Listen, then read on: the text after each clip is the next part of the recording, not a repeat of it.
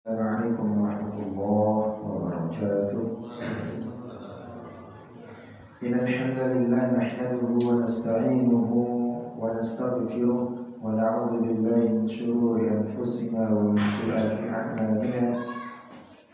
Man yahdihillahu fala mudilla lahu wa man yudlil fala hadiya lahu. Asyhadu an la ilaha illallah wahdahu la syarika lahu wa asyhadu anna Muhammadan 'abduhu wa rasuluh la nabiyya ba'da. Alhamdulillahi alafa bainana wa alafa baina qulubina wa asbahna wa amsayna bi ni'matil iman wa bi ni'mati ikhwana. Saniyan salatan wa tasliman ala nabiyina Muhammad sallallahu alaihi wasallam alladhi huwa aswatuna wa qudwatuna ila yaumil akhir. Alhamdulillah, Bapak dan Ibu jamaah salat maghrib dan isya salat jihad Allah Subhanahu wa taala, pada kesempatan hari ini, malam hari ini yang kesekian kalinya Allah Subhanahu wa taala memberikan kesempatan, ruang dan waktu kesehatan kepada kita dan bisa mampu untuk melaksanakan segala aktivitas dan kewajiban kita kepada Allah Subhanahu wa taala. Begitu juga dengan setiap amalan yang kita lakukan tentunya berharap diterima oleh Allah Subhanahu wa taala dan berdoa kepada Allah Subhanahu wa taala semoga setiap amal itu menjadi catatan terbaik kita di sisi Allah Subhanahu wa taala. Amin ya rabbal alamin. Salam serta salam kepada uswah dan qudwah kita baginda Nabi Muhammad sallallahu alaihi wasallam, suri tauladan manusia yang paling mulia di atas permukaan bumi ini, yang merupakan setiap ketetapan qauliyah dan fi'liyah, baik perkataannya, ketetapannya dan begitu juga dengan perbuatannya menjadi contoh terbaik dan mengharapkan syafaat dari baginda Rasulullah SAW. Semoga kita termasuk menjadi umat yang mana sebagaimana Rasulullah SAW menyebut-nyebutnya, tatkala Allah Subhanahu wa taala akan mengangkat Rasulullah kehadirannya, yakni tatkala Rasul mengatakan ummati ummati, dan tentunya dengan kecintaan Rasulullah dan kita berbalas cinta dengannya senantiasa mengucapkan salawat Allahumma salli ala Muhammad wa ala ali Muhammad. Begitu juga dengan menghidupkan sunnah-sunnahnya.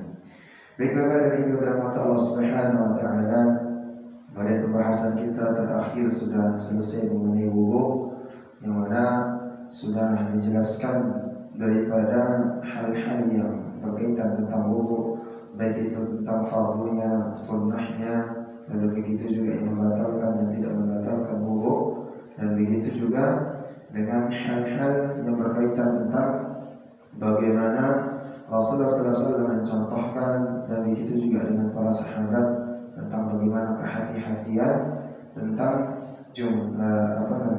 wudu tersebut.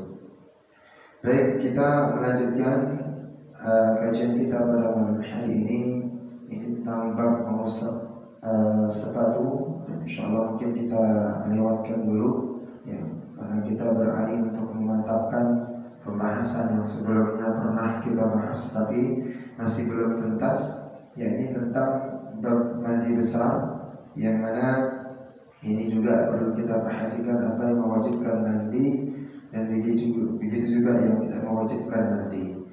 Dalam hal ini Allah Subhanahu wa taala di dalam surah Al-Maidah ayat yang ke-6 menyampaikan bahwa wa in kuntum junuban fatahharu. Apabila kalian dalam kondisi junub, ya, maka hendaklah bersuci. Maka wajib hukumnya untuk bersuci. Ini kata Allah Subhanahu wa taala sebagai dasar daripada dalil seseorang tatkala dia junub, ya, maka hukumnya wajib untuk mandi. Kemarin sebelum membahas tentang wudu, kita sudah membahas tentang mana perbedaan air mani, mana wadi, mana madi, dan mana air kencing. Jadi dari setiap yang keluar dari kubul tersebut, maka wajib hukumnya dua konsekuensi. Kalau tidak mandi berarti dia berwudu. Ya, tatkala mandi diwajibkan, maka konsekuensi otomatis juga berwudu. Tapi tatkala dia berwudu diwajibkan atas keluarnya cairan ya daripada pukulnya tersebut atau dari kemaluannya, maka tatkala dia disuruh wudu maka tidak wajib baginya untuk mandi. Maka di dalam suratul Baqarah ayat 222 Allah Subhanahu wa taala menyampaikan, mungkin kita lihat ya sebelum kita beranjak di ayat 222. Mungkin Bapak-bapak yang membawa mushaf atau HP aplikasinya silakan dibuka di suratul Baqarah supaya kita nanti bisa jelas di ayat 222-nya. Baik, mungkin Pak Pri sudah ketemu? Mas, sudah ketemu? Baik, silakan Mas dibaca coba. Sambil kita perbaiki bacaan nanti sambil sama-sama ya. A'udzubillahi minasyaitonirrajim. Bismillahirrahmanirrahim. Yas'alunaka 'anil mahid.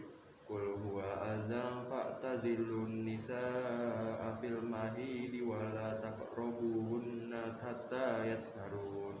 Hatta yathur. Gimana bacanya? Hatta yathur. Yathur ditambahkan yathur. Hatta yathur. Fa iza tatahharna fa'tuhunna min haitsu amarakumullah. Innallaha yuhibbut tawwabin wa yuhibbul mutatahhirin. Jadi dari akhir ayat itu menulis Allah Subhanahu wa taala sangat mencintai innallaha yuhibbut tawwabin, orang yang senantiasa meminta ampun bertaubat kepada Allah, wa yuhibbul mutatahhirin, dan Allah juga sangat mencintai orang yang senantiasa bersuci dalam keadaan suci. Lalu setelah surat Al-Maidah dari ayat ke-6, fa kuntum junuban fatahharu, di ayat surat Al-Baqarah 222 Allah menyampaikan a'udzu billahi minasyaitonir rajim wa yas'alunaka 'anil mahid Allah Subhanahu wa taala ya mempertanyakan, mereka bertanya kepadamu tentang haid. Ini Rasulullah ya Muhammad, mereka itu bertanya kepadamu tentang haid. Maka jawab yang di sini dikatakan Allah Subhanahu wa taala dengan Rasulullah ya untuk maqul huwa adam fa'tazilun nisaa fil mahiyah. Katakan wahai Muhammad, jawablah bahwa itu adalah kotoran. Jadi haid itu adalah kotoran. Ya makanya di dalam hukum fikih tidak boleh hukumnya seseorang suami mendekati atau mempergauli istrinya tatkala dalam kondisi haid, maka itu hukumnya haram. Ya, karena dia mengandung darah kotor dan mengandung penyakit. Maka di sini Allah Subhanahu wa taala menyampaikan kepada Rasulullah, katakan wahai Muhammad, sesungguhnya ya fa'tazilun nisaa fil mahiyah, ya sesungguhnya ya jauhilah, kata Rasulullah Subhanahu wa taala, jauhilah bahwa itu adalah kotoran. Ya fa'tazilun nisa, jauhilah perempuan itu tatkala dia kondisi haid. Ya, dan kata Allah Subhanahu wa taala ya melarang kita untuk apa? Mendekatinya atau mendatanginya. Ya, janganlah dekat mereka sebelum mereka bersuci. Ya, jadi Allah mengatakan qul huwa adam fa'tazilun nisaa fil mahid wa la taqrabuhunna hatta yatahhur, dan janganlah sekali-kali mendekati perempuan atau istri kalian sebelum mereka dalam kondisi bersuci atau dalam kondisi suci. Fa idza tatahharna fa'tuhun, apabila mereka sudah dalam kondisi suci bersih, maka datangilah mereka min haitsu amarakumullah, kata Allah Subhanahu wa taala ya di sana tatkala istri kalian sudah suci, maka kalian boleh mendatangi mereka seperti yang diperintahkan Allah Subhanahu wa taala. Min haitsu amarakumullah, sebagaimana yang diperintahkan Allah cara mendatangi istri. Ya. Mari kita sudah pernah membahas kalau tidak salah yang di surat Al-Baqarah juga itu tentang bagaimana cara mempergauli istri, tidak boleh melewati dubur dari belakang. Ya, maka di sana dilarang dan hukumnya haram. Maka ini terkaitan juga dengan ayat ini, ya. Maka Allah memerintahkan, ya, tatkala istri kita sudah selesai haid dan bersuci mandi besar, maka fa'tuhunna min haitsu amarakumullah, datangilah mereka boleh dari sebagaimana yang diperintahkan Allah Subhanahu wa taala. Lalu ayat terakhirnya penutupnya, innallaha yuhibbut tawwabin, sesungguhnya Allah Subhanahu wa taala mencintai orang-orang yang senantiasa bertaubat, ya, wa yuhibbul mutatahhirin, dan mencintai orang-orang yang senantiasa menjaga kesuciannya atau bersih dari najis dan seterusnya. Maka jemaah yang dirahmati Allah Subhanahu wa taala, sesungguhnya agama Islam ini agama yang suci, agama yang bersih. Makanya sebagian daripada hadis Rasulullah SAW menyampaikan bahwa tatkala seseorang muslim, maka pribadinya adalah orang-orang yang bersih. Tatkala dia kotor, tatkala dia jorok atau tidak terbiasa dengan kebersihan, maka keluar dari sifat daripada seorang muslim, seorang yang beriman kepada Allah. Jadi seseorang muslim itu orang yang bersih, rapi, mandi, ya, menjaga kebersihannya dan seterusnya. Makanya tatkala kita akan melaksanakan salat, ya, maka seyogyanya jangan sampai membuat hal yang makruh. Mari kita sudah membahas, ya, sampai mengganggu orang yang di samping, baik itu dengan bau mulut kita, baik itu dengan bau daripada keringat kita. Maka sunnahnya tatkala hendak melakukan salat, maka menggunakan wewangian, ya, wewangian dan seterusnya supaya nyaman. Begitu juga orang-orang yang di samping kita juga bisa nyaman. Baik, kita lanjutkan dalam hal ini tentang bagaimana di dalam sunnah menyampaikan tentang hal-hal yang berkenaan penyebab seseorang itu wajib hukumnya dia mandi besar. Seorang dihukumi wajib mandi besar jika terjadi 5 hal. Jadi dia wajib hukumnya mandi besar. Ya, kalau disediakan ada mandi kecil. Ya, mandi kecil itu mandi ya umum sehari-harinya kita, ya, untuk membersihkan diri. Tapi mandi besar ada penyebabnya. Nah, penyebabnya ini diantaranya adalah 5 hal. Yang pertama yang menyebabkan seseorang itu dihukum harus mandi besar, yakni mengeluarkan mani atau cairan yang mana disebabkan karena syahwat, ya, baik di waktu tidur maupun terjaga, baik laki-laki maupun perempuan. Jadi disyariatkan di sini mengeluarkan mani, ya, mengeluarkan cairan yang berwarna putih, yang mana laki-laki itu yang menyebabkan dia mandi besar, sebabnya karena syahwat, ya, keluarnya, baik di waktu dia tidur. Maksudnya tidur itu dia mimpinya berhubungan, ya, keluar. Lalu dia mimpi misalnya keluar, tiba-tiba bangun keluar, dilihat kain atau celananya sudah basah, maka hukumnya wajib mandi, ya, baik laki ataupun perempuan. Ini pendapat hampir semua ahli fikih, ya, ahli fikih, para ulama ahli fikih merujuk kepada hadis Abu Sa'id yang mengatakan, menceritakan bahwa Rasulullah sallallahu alaihi wasallam pernah bersabda, al-ma'u minal ma', air itu karena air.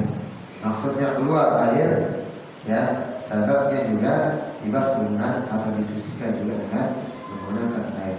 Ummu Salamah radhiyallahu anha juga menceritakan bahwa Ummu Sulaim, ya, pernah berkata kepada Rasul, dia bertanya, ya Rasulullah, sesungguhnya Allah tidak malu ketika menjelaskan kebenaran jika wanita bermimpi.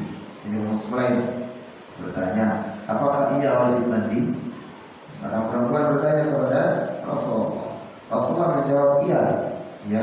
Jika ia melihat maninya keluar, maka hukumnya dia wajib mandi. Baik itu laki, dan ini perempuan bertanya juga. Ini hadis Bukhari dan Muslim. Berapa kasus yang sering terjadi? Nah ini seperti terjadi kalau kita bahas di sini tentang bagaimana kasus-kasus ini jika mani keluar ya tanpa syahwat. Ini kan babnya pertama, wajibnya mandi besar, penyebabnya 5 hal. Pertama, keluarnya mani sebab syahwat, penyebabnya syahwat. Lalu bagaimana kalau keluarnya tanpa syahwat? Ya, dia tidak ada syahwatnya. Misalnya melihat, enggak melihat lawan jenis dan seterusnya, tiba-tiba air maninya keluar. Nah ini menjadi kasus. Kasusnya bagaimana? Ini pernah terjadi juga di zaman Rasul. Ya, dari dalil yang disampaikan di dalam kitab ini, ya, penyebabnya bisa saja karena sakit atau terlalu dingin dengan suhu. Bisa mani itu keluar. Bisa sababil narid karena dia sakit berkepanjangan, atau mungkin sakitnya tiba-tiba, atau memang suhu tubuhnya turun, atau dia sedang naik gunung, atau kondisi memang di daerahnya cukup sangat dingin, maka tidak wajib hukumnya dia mandi karena sebabnya bukan syahwat. Ini dalilnya dari mana? Dari Ali radhiyallahu anhu berkata bahwa Rasulullah SAW pernah bersabda, apa kata Rasul? Fa'idha fadhahta al-ma' fadhtasil. Jika kamu mengeluarkan air mani dengan kuat, maka mandilah. Maksudnya dengan kuat itu dengan syahwat. Kalau dia dengan kuat keluarnya, biasanya ada dorongan syahwat, maka wajib hukumnya mandi. Tapi kalau tidak ada syahwatnya, maka tidak perlu atau tidak diwajibkan untuk mandi. Mujahid berkata, ya, menanggapi tentang ini, saat kami atau teman-teman, ya, ini suatu ketika Mujahid meriwayatkan ketika para sahabat berada di masjid, ya, yakni di dekat Ibnu Abbas, yang mana yakni Taus, Sa'id, Jubair, begitu juga dengan Ikrimah ada di sana duduk melingkar di masjid. Jadi Ikrimah, ada At-Tuwais, Sa'id, begitu juga dengan Ibnu Jubair, ya, duduk melingkar di masjid sedang berdiskusi. Tiba-tiba, ya, tatkala itu, ya, mereka para sahabat ini duduk melingkar sedangkan Ibnu Abbas sedang sholat. Tiba-tiba datang salah seorang, yang mana salah seorang ini laki-laki yang muncul di hadapan para sahabat tadi yang sedang halaqah duduk melingkar. Di antaranya ada Tuwais, Sa'id bin Jubair, begitu juga dengan Ikrimah. Lalu dia bertanya, siapakah di antara kalian yang bisa memberikan aku fatwa? Maka sedang bertanya, maka para sahabat yang tadi, ya, mengatakan apa yang tidak kamu tanyakan, katakanlah, kami akan jawab. Maka seketika itu orang itu langsung bertanya. Apa pertanyaannya? Orang itu bertanya tentang apakah air, ya, yang mana tatkala keluar aku kencing, ya, setiap aku kencing katanya itu diikuti dengan cairan yang berwarna putih kental, ya. Tapi aku tidak ada mempunyai syahwat. Setiap kencing dia keluar seperti itu. Maka para sahabat tadi, ya, memberikan fatwa. Maka hukumnya kamu harus mandi. Ya, apa dia jadi dihukumi langsung dia mengeluarkan fatwa. Sedangkan Ibnu Abbas radhiyallahu anhu yang mana meriwayatkan hadis yang cukup banyak dari Rasulullah SAW dan dikenal sahabat juga yang cukup senantiasa bersama Rasul, seketika itu mempercepat sholatnya, ya, mempercepat sholatnya. Lalu seketika itu beliau salat, ya, lalu menanyakan kepada Ikrimah, begitu juga dengan Tuwais dan Sa'id bin Jubair, para sahabat tadi yang memberikan fatwa kepada laki-laki tadi. Lalu Ibnu Abbas bertanya, siapakah kalian yang memberikan fatwa daripada kalian? Laki-laki tadi berlandaskan kitab Allah. Apakah kalian memberikan fatwa berlandaskan Al-Quran? Mereka bertanya, tidak. Apakah kalian berlandaskan qaul Rasulullah, hadis dari Rasulullah? Tidak juga. Lalu dengan qaul para sahabat? Tidak juga. Lalu dengan apa kalian memberikan fatwa kepada laki-laki tadi? Yang diikuti dengan cairan putih yang kental, pada dia tidak bersyahwat dan seterusnya, dengan ruqyah atau dengan fatwanya sendiri saja, pendapat mereka saja. Maka Ibnu Abbas mengatakan itulah yang dikhawatirkan oleh Rasulullah SAW. Sebabnya Rasulullah SAW mengatakan apa? Fakihun wahidun asyaddu ala syaitanin min alfi abid. Ya, ini perlu kita catat. Apa yang dikatakan Rasulullah SAW yang disampaikan oleh Ibnu Abbas kepada Ikrimah dan para sahabat yang lain.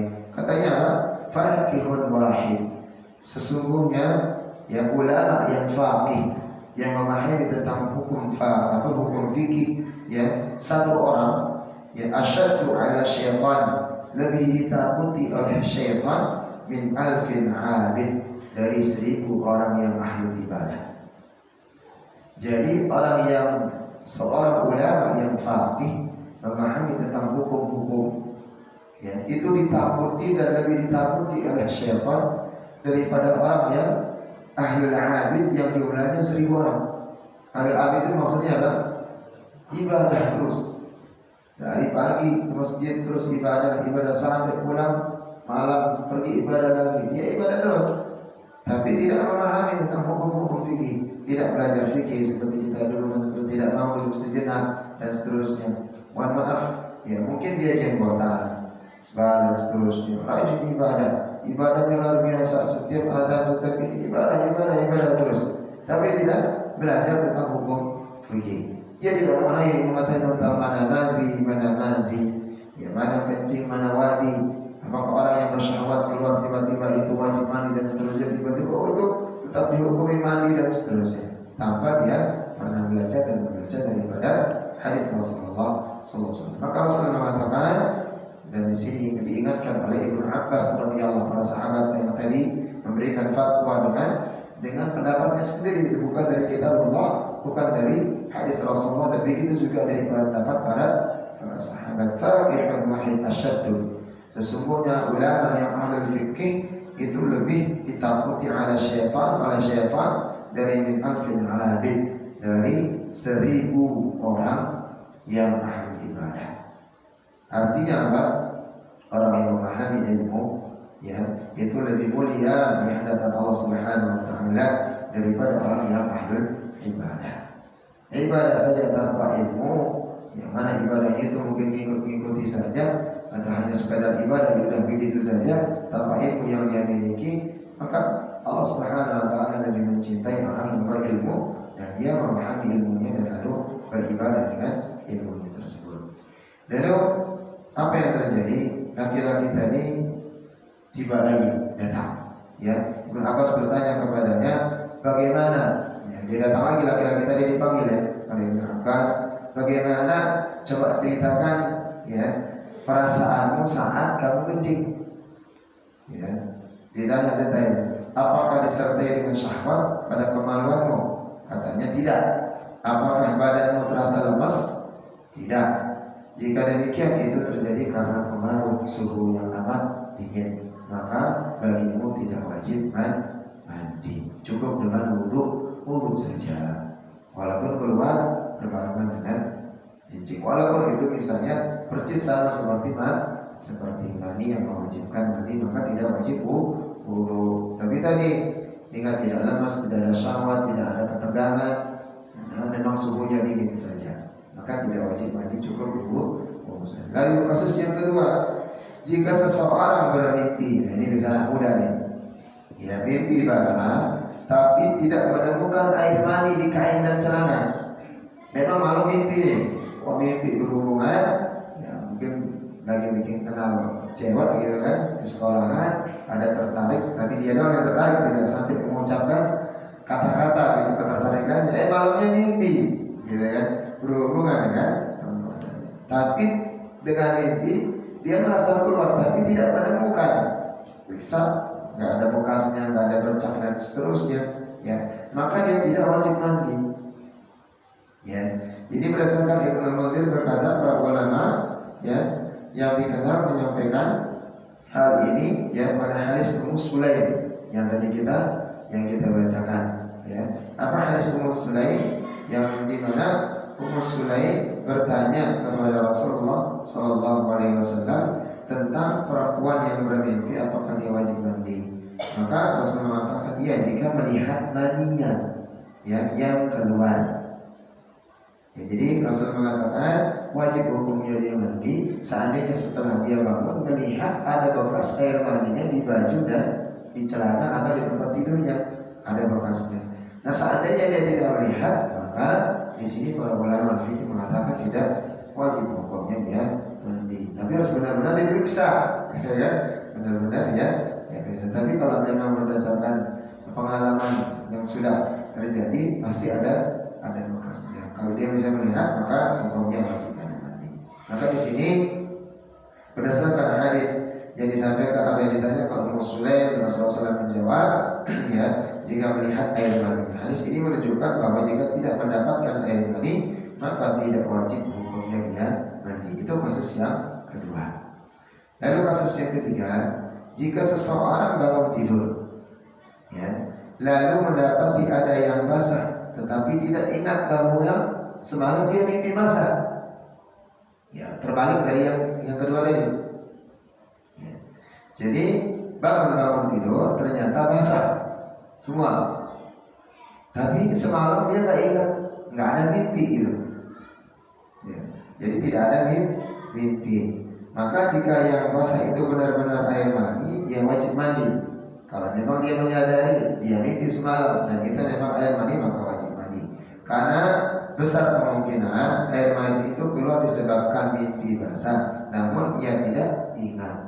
Ya, jadi kondisinya dia tidak ingat, ya, tapi tiba-tiba basah, tapi dia yakin itu adalah air mani dari keluar, maka wajib hukumnya mandi. Jika ia ragu, nah ini, dan tidak bisa membedakan itu mani atau bukan, jadi dia tidak bisa membedakan air mani bukan yang ragu dia, maka ia wajib mandi sebagai langkah kehati-hatian saja.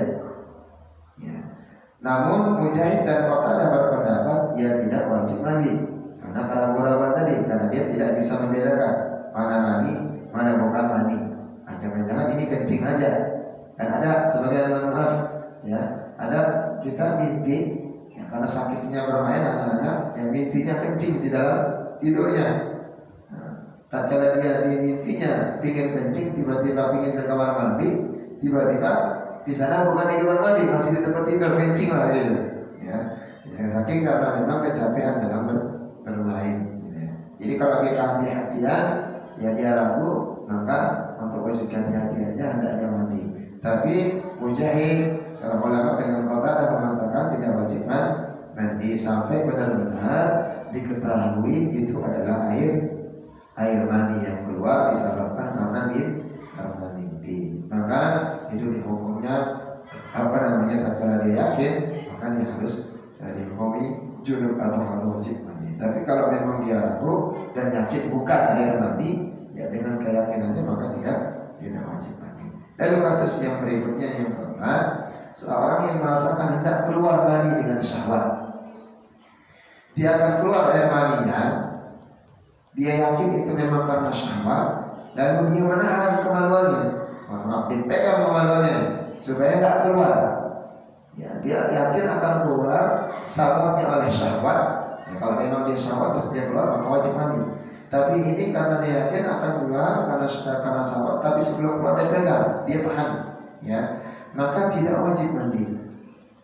Tapi syaratnya tidak sampai keluar. Tapi kalau sampai keluar maka wajib mandi.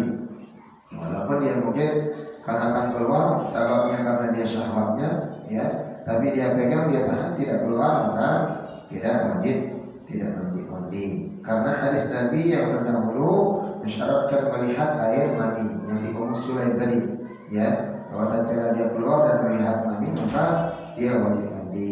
Tapi tatkala dia menahannya walaupun sebabnya syahwat tidak jadi keluar maka tidak wajib mandi. Tetapi ada tetapi ini, setelah itu dia tak keluar nih, setelah dia berjalan dia pegang nih kemaluannya nggak keluar, ya, lalu dia lepas, dia jalan, ya, lalu ternyata air maninya setelah berapa lama keluar, maka ia wajib mandi. Bisa kira-kira ya? Nah, ini anak muda nih, ya, dia tahan sebabnya syahwat nggak keluar nggak wajib mandi.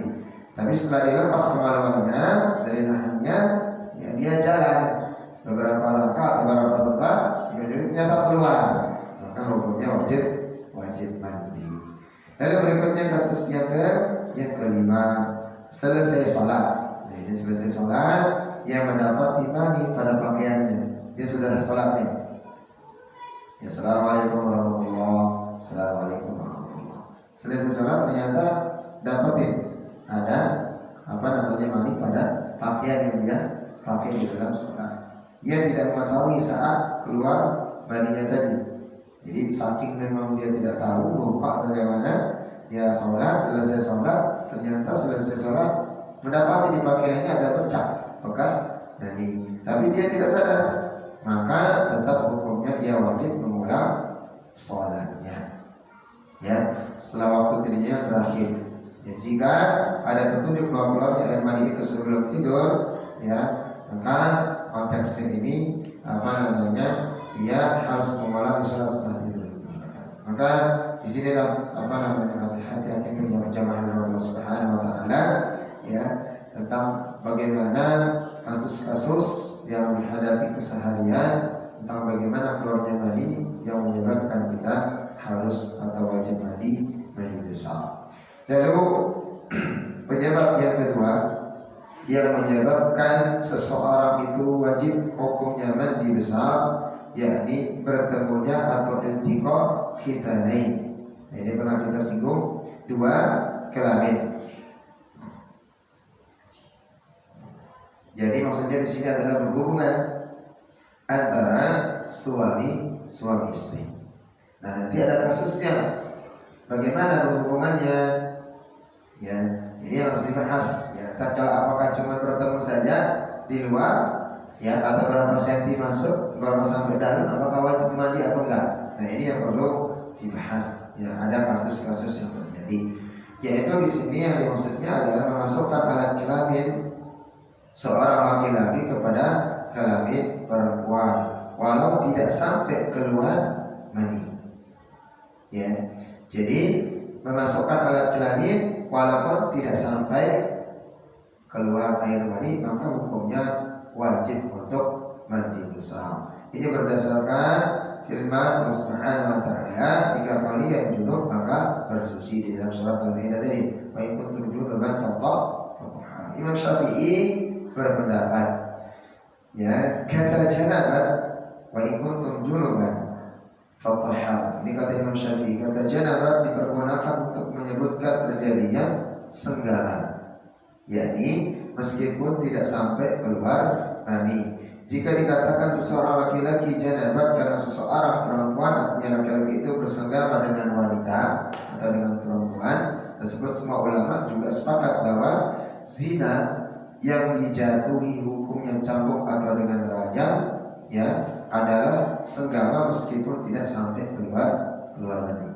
Jadi zina itu dihukumi cambuk ataupun rajam walaupun dia tidak sampai sempat keluar mani, tapi iltiqa khitanain, tapi tetap hukumnya dia rajam atau dia dicambuk, ya, itu sama hukumnya. Walaupun misalnya dia hanya bertemu belum sampai masuk, tidak keluar air mani, tetap hukumnya dia berzina, maka hukumnya adalah cambuk ataupun rajam. Sesuai dengan hadis Abu Hurairah, Rasulullah SAW mengatakan, "Idza jalasa baina syu'ibah al-arba'." Katanya, jika seorang laki-laki duduk di antara dua kakinya dan dua tangan istrinya, idza jalasa baina su'abiha al-arba' thumma jahadaha faqad wajaba al-ghusl anzala aw lam yunzil.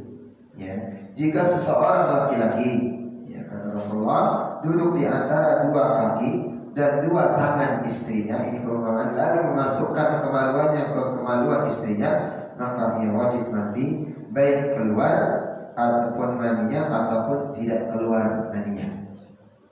Ya, nah, kalau kemarin kita membahas seseorang yang mencium istrinya biduni syahwat, maka apa?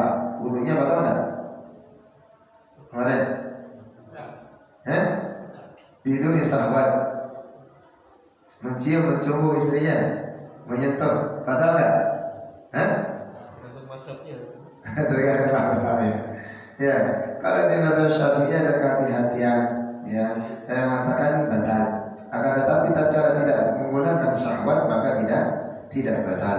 Ya, coba kemarin dibahas dan kita bacakan hadisnya juga. Siapa saja yang mempunyai pendapat ya di video yang di beberapa pertemuan yang lalu di bulan sebelumnya. Nah ini adalah iltiqa hitanain. Nah kalau iltiqa hitanain maka otomatis baik keluar ataupun tidak keluar ya hukumnya dia wajib mandi. Nah ini yang perlu kita harus hati-hati. Saya itu Musayyib mengatakan menceritakan bahwa ya Abu Musa al-Ash'ari radhiyallahu anhu yang berkata kepada Aisyah dan pernah bertanya sampai dia malu, aku ingin bertanya kepada Ummul Mukminin akan tetapi aku malu. Kata Aisyah apa berkata, bertanyalah dan jangan sampai dan jangan kamu malu karena aku adalah ibumu ya Ummul Mukminin. Dia bertanya salah seorang sahabat laki-laki ya, sampai Aisyah mengatakan jangan malu, bertanyalah karena sesungguhnya aku adalah ibumu. Maka ia bertanya tentang seorang laki-laki yang melakukan senggama berhubungan suami istri tetapi tidak keluar mani.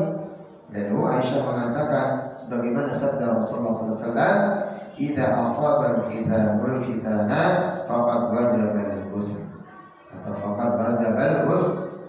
Jika ada kelamin laki-laki masuk ke dalam kelamin wanita, maka ia wajib mandi. Hukumnya walaupun tidak keluar mani. Ya, sudah jelas kan ya? Tidak ada konteks daripada hal ini tentang tidak mewajibkan untuk mandi. Jadi sepakat daripada para ulama begitu dengan para sahabat dengan hadis Ummul Mukminin Aisyah radhiyallahu anha yang mengatakan tatkala iltiqa khitanain ya dua kelamin yang bertemu baik itu masuk ataupun misalnya hanya belum masuk ya tidak keluar apalagi kalau keluar mandinya maka tetap hukumnya wajib untuk mandi. Baik, sampai sini ada pertanyaan? Aman?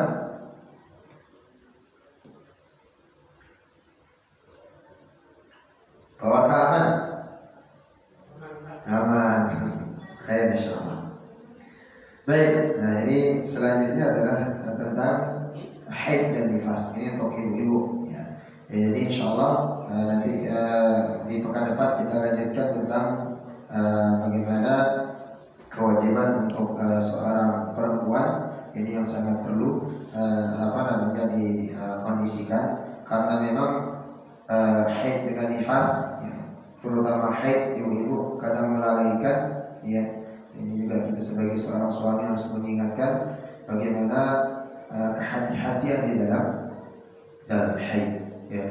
Karena seseorang melalaikan waktu pun di dalam salatnya ya, karena mungkin menunda nanti bisa ternyata lewat 1 jam ternyata ya selesai waktu sholat dia haid ya, begitu saja selesai haid bersih begitu saja meninggalkan sholat atau tidak mengqadha atau mengulang mengganti daripada sholatnya. Itu tentang melalaikan waktu sholat ya, sehingga insyaallah di pekan depan ya bisa kita perdalam lagi karena melihat juga ibu-ibunya kayaknya malam hari ini nggak ada juga ya, cuma satu orang berapa orang?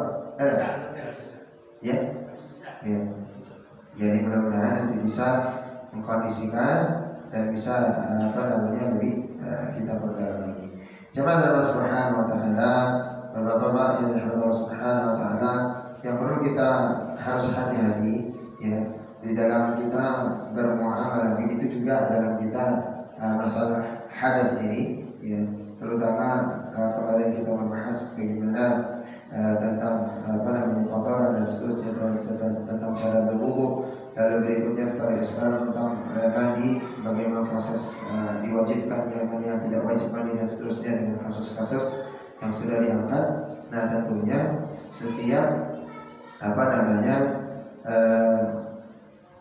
amalan kita tentunya dari awal sebelum kita melakukan setiap aktivitas, ya, memang Allah Subhanahu wa taala melalui lisan Rasulullah SAW senantiasa mengajarkan kita untuk bertaubat, senantiasa untuk beristighfar. Maka tadi di ayat 222 Allah menyampaikan ayat di kalimat ayat terakhirnya, innallaha yuhibbut tawwabin wa yuhibbul mutatahhirin. Allah itu sangat cinta kepada orang yang beristighfar, meminta ampun, bertaubat kepada Allah. Ya, juga Allah Subhanahu wa taala mencintai orang-orang yang senantiasa yang menjaga kesuciannya.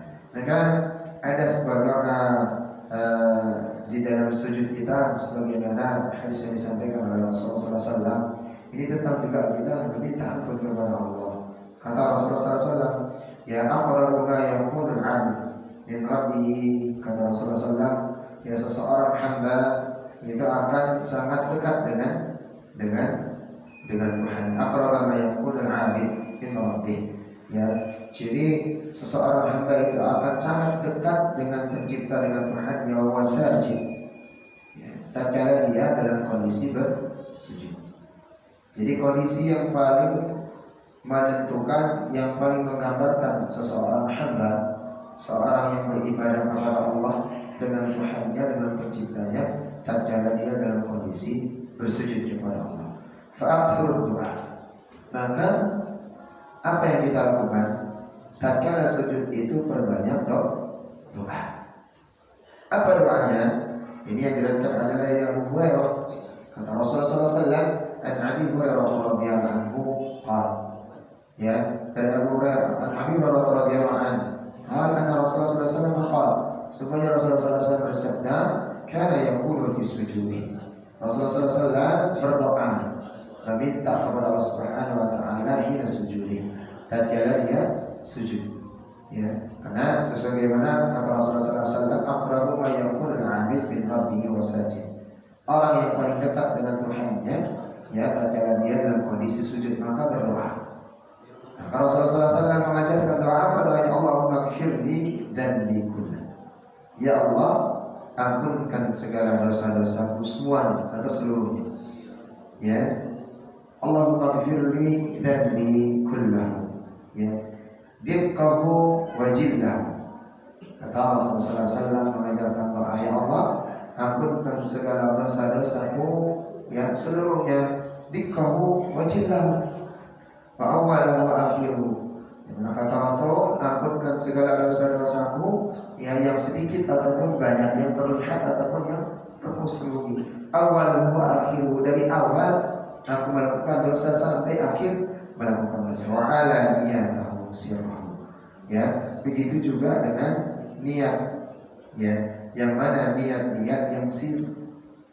Niat-niat tatkala aku mengucapkannya dengan tidak baik, yang niat-niat yang mana tidak baik diucapkan, yang mana orang-orang tidak mengetahui, hanya aku yang mengetahuinya. Maka ini doa kita kepada Allah Subhanahu wa taala, meminta ampun setiap dosa yang kita lakukan seluruhnya, tersembunyi, yang terlihat, yang sedikit ataupun banyak, dari awalnya sampai akhirnya juga, yang terlihat juga sampai begitu juga yang tidak terlihat. Maka Allah Subhanahu wa taala mengajarkan kita melalui sama Rasulullah SAW untuk senantiasa dalam setiap ibadah. Kemarin kita juga menjelaskan tentang doa, mempersiapkan diri beristighfar, meminta ampun kepada Allah setiap daripada anggota wudu kita mengeluarkan dosa-dosanya. Begitu juga dengan tata cara bermandi, yang besar sekarang kita akan bahas. Begitu juga kita akan mempunyai hal yang baik, mempunyai kemanfaatan yang tentunya luar biasa di dalam kehidupan kita. Baik, teman-teman Subhanahu wa taala, insyaallah nanti pada isya kita lanjutkan. Semoga Allah Subhanahu wa taala berikan pemahaman, memberikan kemudahan pemahaman kepada kita, istiqomah, dan tentunya sama-sama menutup dengan doa kepada majelis. Subhanallah wa bihamdihi, asyhadu an la ilaha illa anta, astaghfiruka wa atubu ilaik. Assalamualaikum warahmatullahi wabarakatuh.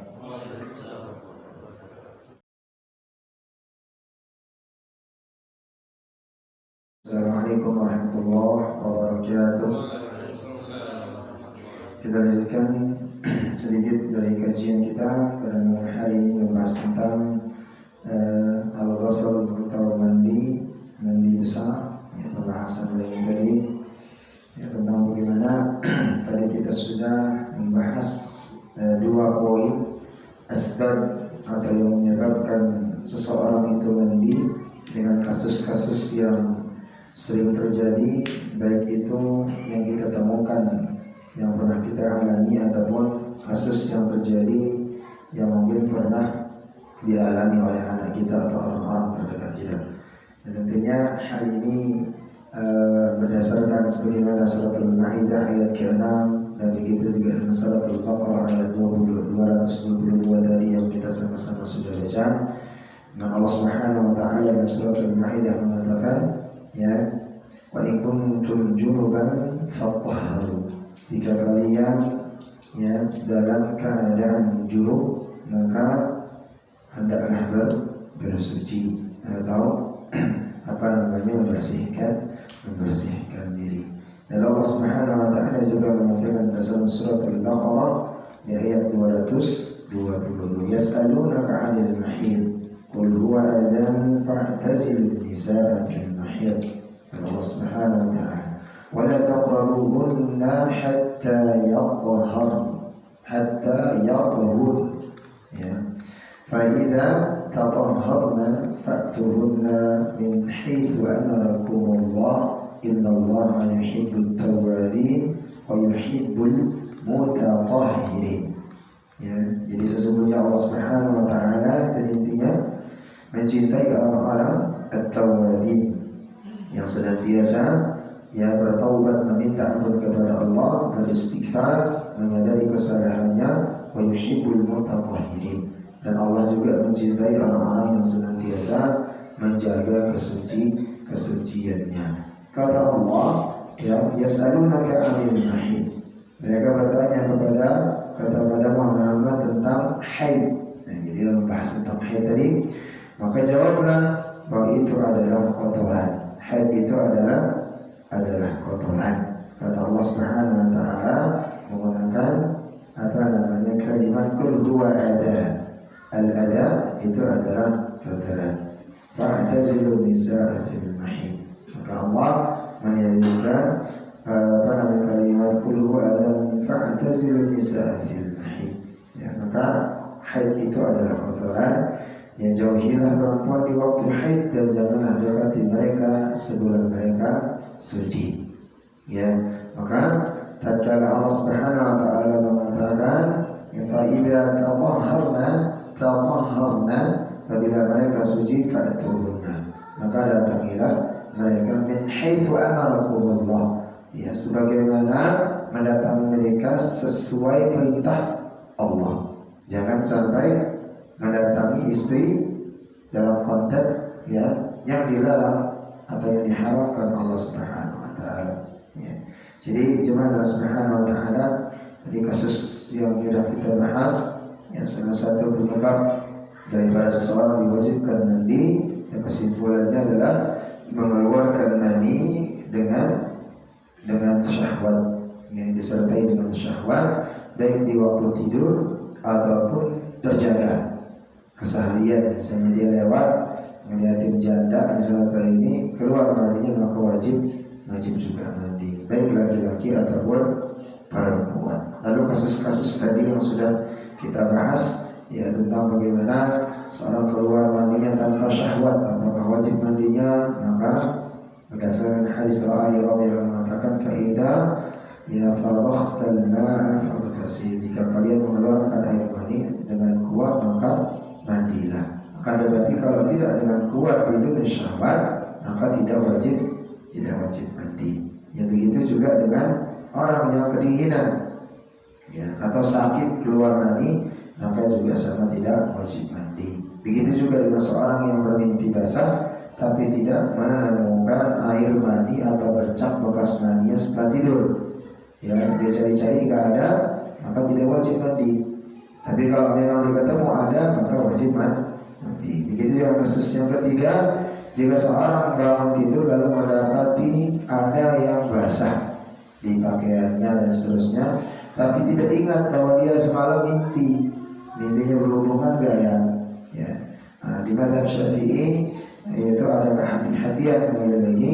Kalau dia masih ragu-ragu, untuk menghindar kehati-hatiannya maka wajib hukumnya dia mandi. Tapi Mujahid dan Qatadah mengatakan tidak wajib mandi sampai benar-benar dia yakin itu adalah air mani.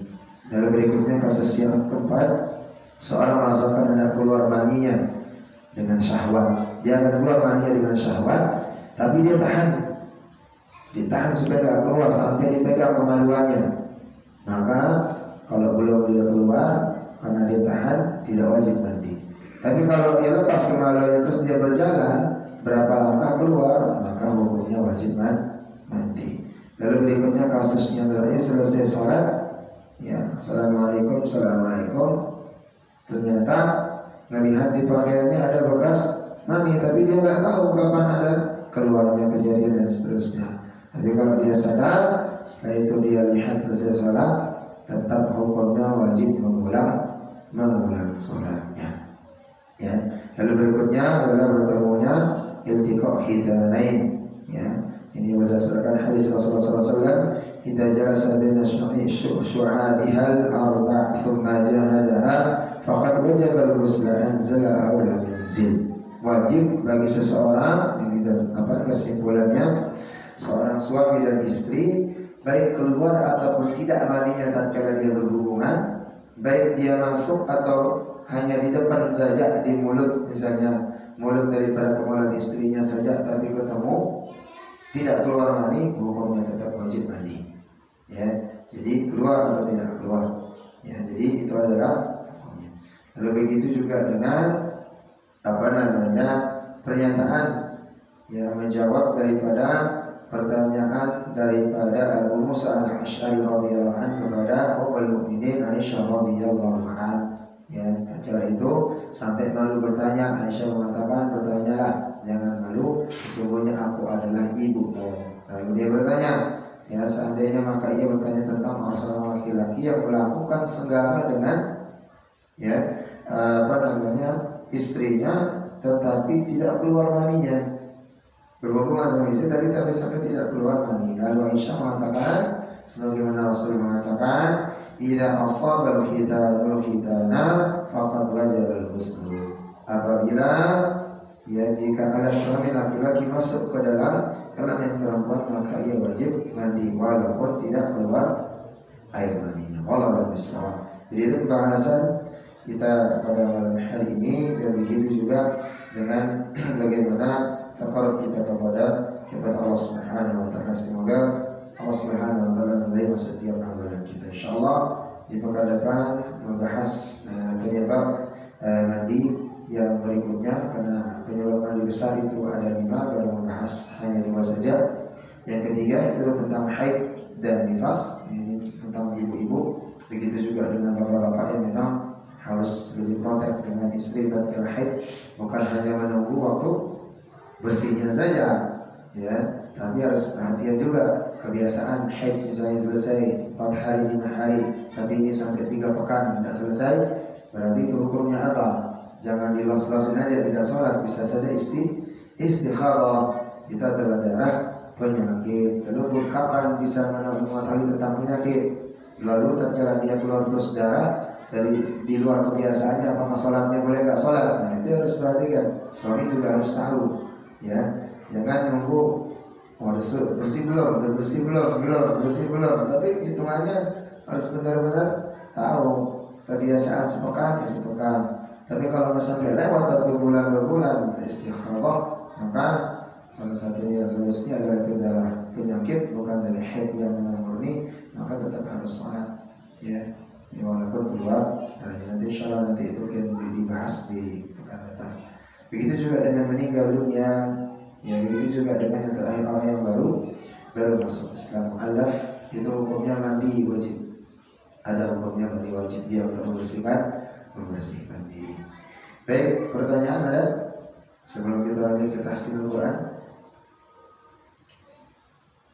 di luar pembahasan ini, mungkin ada yang pertanyaan lain? Ringan aman ya? Alhamdulillah. Baik, kita lanjutkan apa namanya ke tahsin. Kita buka surat At-Tin. Ya. Kemarin saya membahas terakhir seingat saya hamas tatkala huruf kaf dan ta tatkala berharakat dan masuk dalam kalimat itu tidak boleh terlalu berlebihan. Ya, misalnya kana itu berlebihan, ta tidak. Tapi tatkala mengucapkan makhrajnya tidak mengapa. Tapi tatkala dia berharakat maka dia berkurang.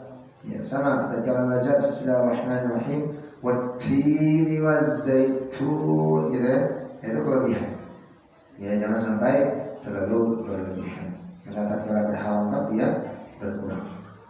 Baik, kesalahan atau kurang tepat yang terjadi sering di ayat yang kedua. Karena ayat pertama ta, terkadang ayat yang kedua dikira huruf ta juga. Watu risinin gitu ya. Watu risinin. Berubah maknanya. Karena ta itu watu risinin, bukan watu risinin.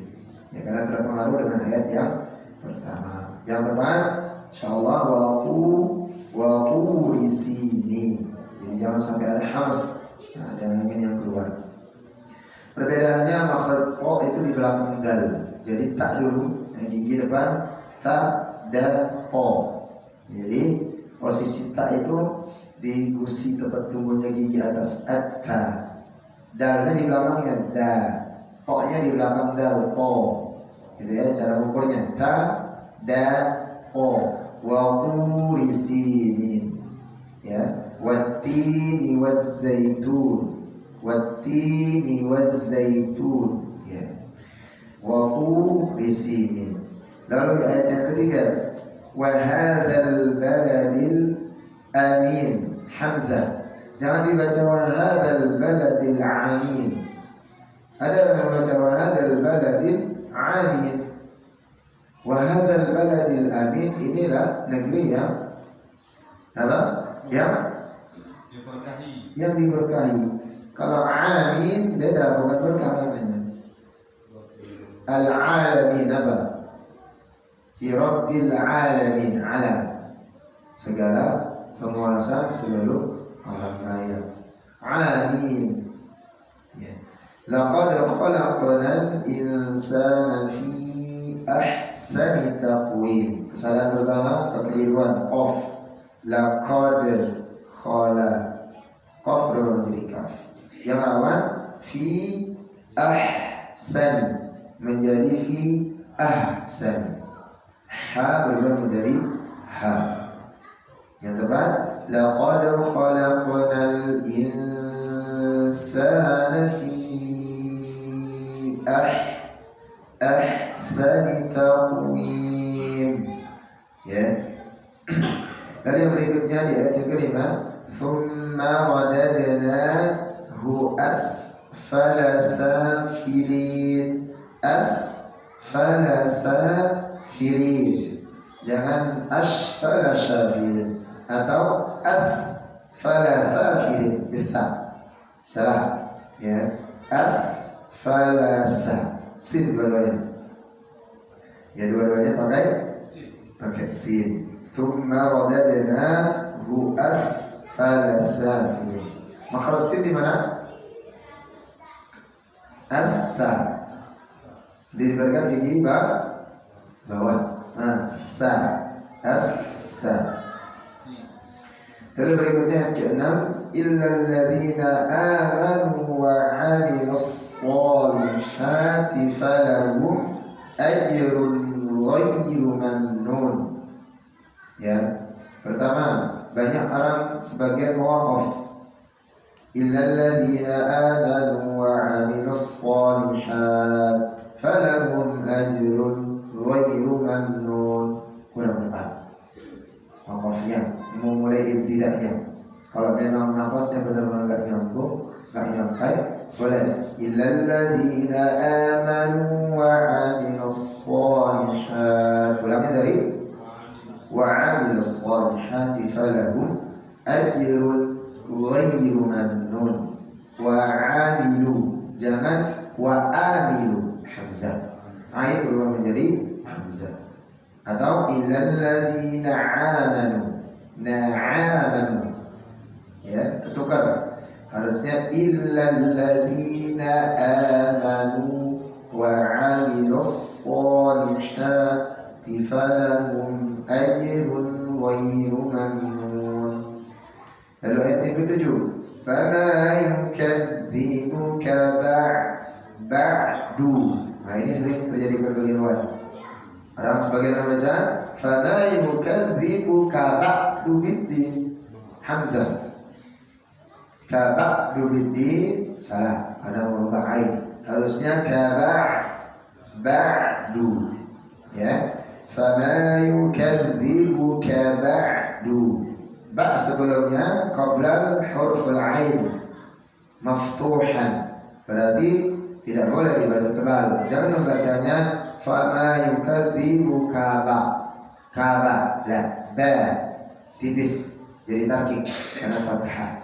Fama yukadzibuka ba'du biddin alaysa Allahu bi ahkamil hakimin. Dua-duanya pakai ha. Jangan ada sebagian membaca terakhirnya pakai ha. Alaysa Allahu bi ahkamil hakimin.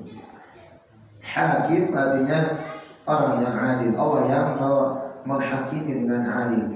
Tapi kalau hurufnya ha berubah tidak adil lagi, hakim lagi maknanya. Ya, alaysa Allahu bi ahkamil hakimin. Jangan tertukar menjadi hak besar. Baik, kita talqin. A'udzu billahi minasy syaithanir rajim. Sama-sama. A'udzu billahi minasy syaithanir rajim. Bismillahirrahmanirrahim.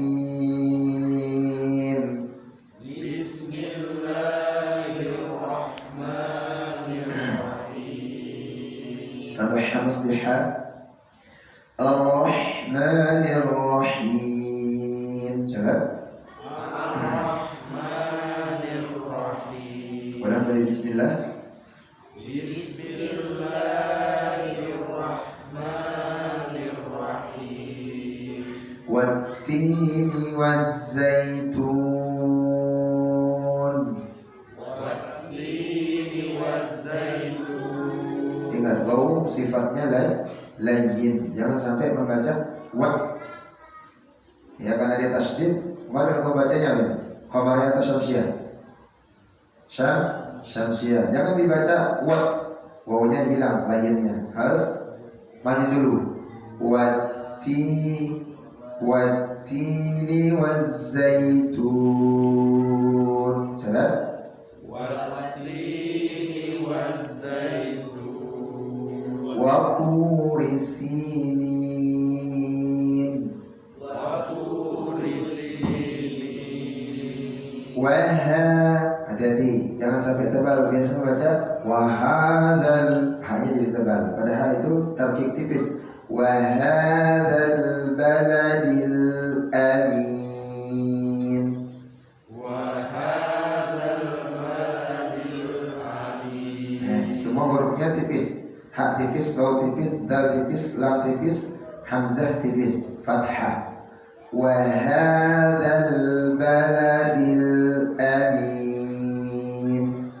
Wa hadzal baladil amin. Laqad khalaqnal insana fi ahsani taqwim.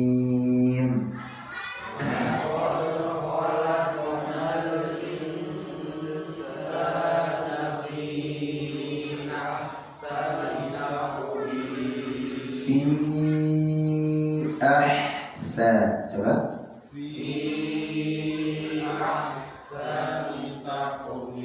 Diulang laqad 1 2 3. Laqad khalaqnal insana fi ahsani taqwim. Thumma radadnahu asfala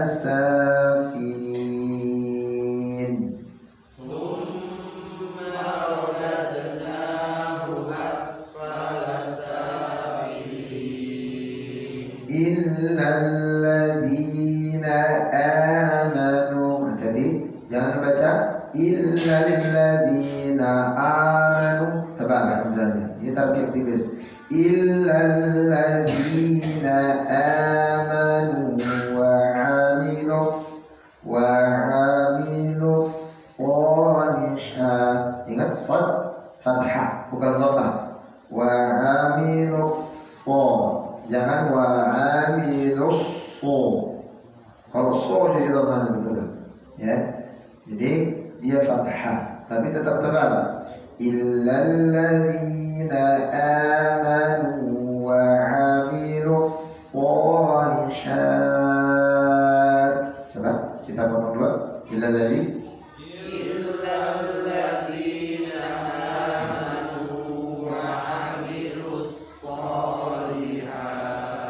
وعملوا الصالحات فلهم أجر غير ممنون. وعملوا الصالحات فلهم أجر غير ممنون.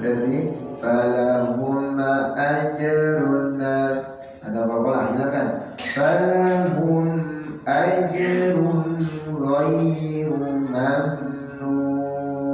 Izhar semua ulang. فلهم أجر غير ممنون. Baik, kita sambung dari illalladzi semua sampai akhir ayatnya. 1, 2, 3. Illalladzina amanu wa amilus sholihati falahum ajrun غير ممنون. Fana sama ma tidak tebal tipis ma bukan ma, jangan baca fama la. Fana yukadzibuka ba'du din. Sama-sama. فما يكذبك بعد بالدين. Alaysallahu baik. Alaysallahu bi ahkamil hakimin. Alaysallahu bi ahkamil hakimin. Baik, kita bahas sedikit dulu hukum bacaan. Wattini. Apa tadi? Alif lam qamariyah. Ti ya apa? Ti apa? Mat tabi'i. Ingat pasangannya sebelumnya kasrah ada ya. Kalau fathah alif dhammah waw. Ya kasrahnya mat tabi'i. Waznya alif lam Samsiah qamariyah. Hah? Samsiah apa qamariyah? Asy-syamsun. Wati syamsun atau qamar? Iya, syamsiah. Sama dengan waz-zaitun. Zainya layyin. Tur ain waqu dhammah waw ta tabi'i si kasrah ya man tabi'i. Ingat kasrah ya dhammah waw fathah ini nin tabi'i di akhir ayat alif sesukun wa ha ya fathah alif berapa? Mad tabi'i. Ya, masih bingung mana tabi'i ya? Hah? Masih bingung? Ya, jadi fathah depannya alif itu mad tabi'i. Kalau kasrah pasangannya ya, mad tabi'i. Dhammah pasangannya waw depannya sukun berarti mad tabi'i. Jadi ya, dhammah waw, fathah alif, kasrah ya. Waha kalau ha berarti ta. Depannya ada alif Za fathah alif. Ta al ba al-qamariyah. Ya, ingat al-qamar. Ash atau tasdid samsun. Baladil dil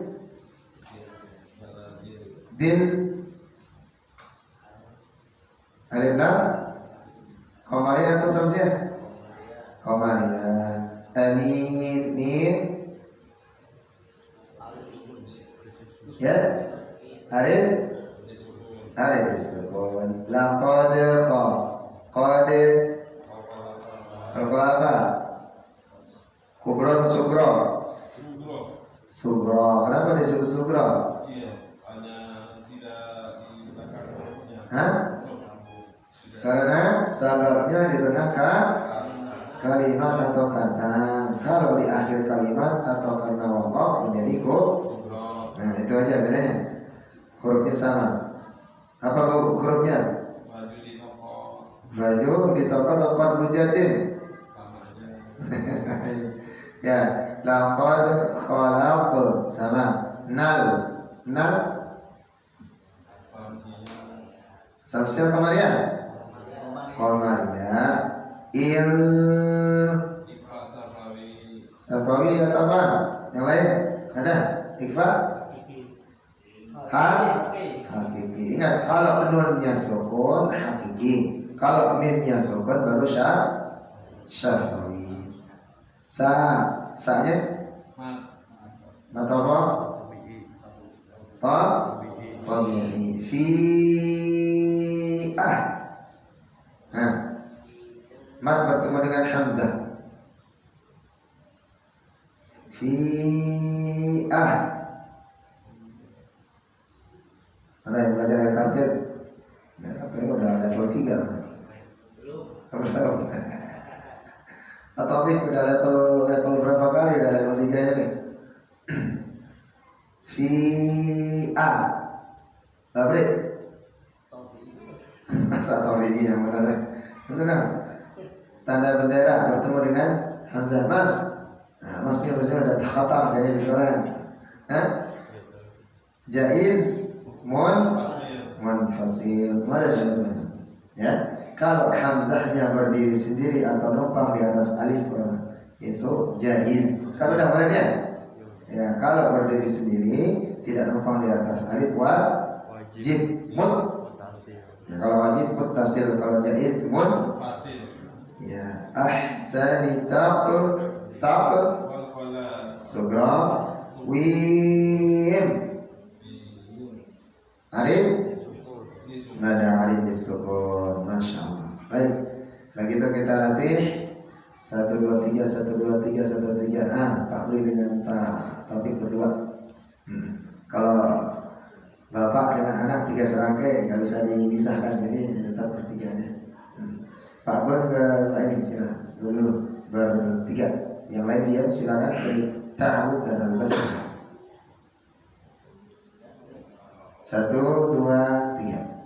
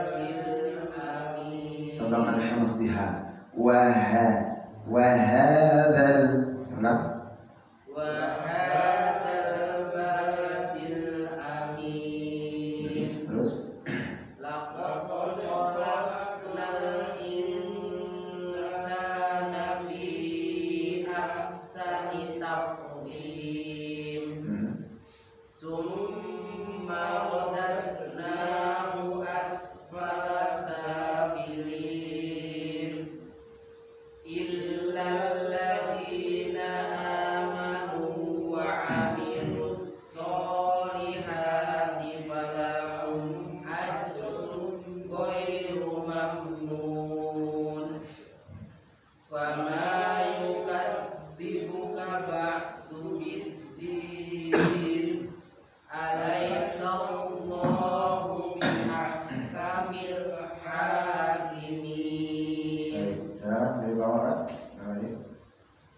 ta'awun.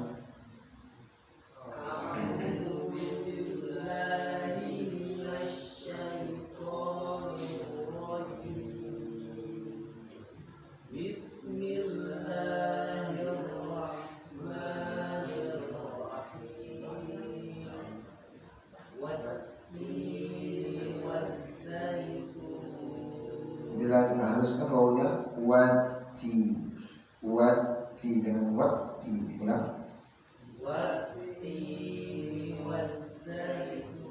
Wazzaitun begitu, az-zaitun ulang.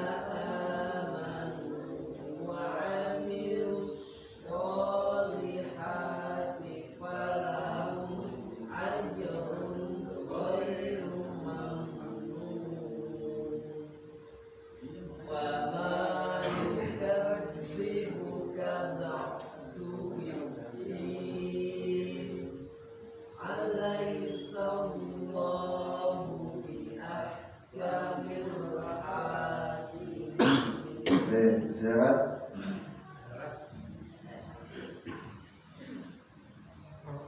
A'udzu billahi minasy syaithanir rajim. Bismillahirrahmanirrahim. Agak di bismillah, lam sama lamnya jangan terbanyak. Bismillahirrahmanirrahim. Ya, standar saja ulang. Bismillahirrahmanirrahim. Baik, terus. Wattini wazzaitun wa turi sinin wa hadzal baladil amin. Jadi sedikit mirip ke ain hamzah. Wa hadzal baladil amin. Syiddah. Ulang. Wa hadzal baladil amin. Laqad khalaqnal insana fi Tahan ikfanya. Laqad khalaqnal insana. Laqad khalaqnal insana fi ahsani taqwim. Bagus. Summa Jadi radadnahu Thumma tidak ada alif tepatnya, hanya ditahan saja, tidak panjang. Thumma radadnahu asfala safilin. terus Illal ladzina amanu wa amilus solihati falahum ajrun ghairu mamnun. Fama yukadzibuka ba'du biddin. Alaysa Allahu biahkamil hakimin. Silakan.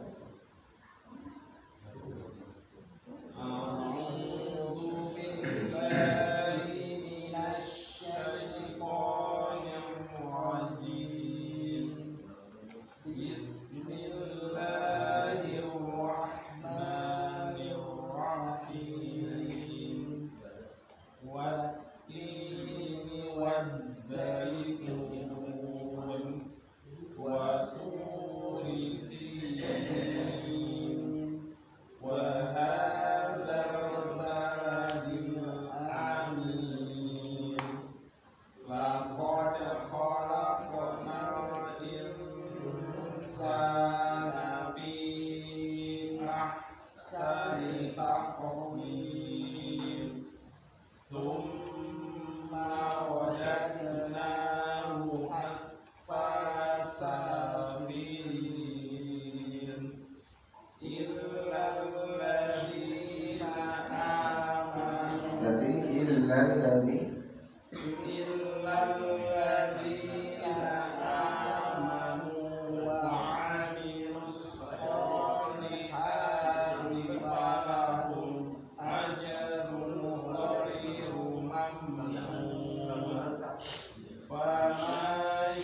yu'adzibuka ba'du bid-din alaysallahu bi'ahkamil hakimin.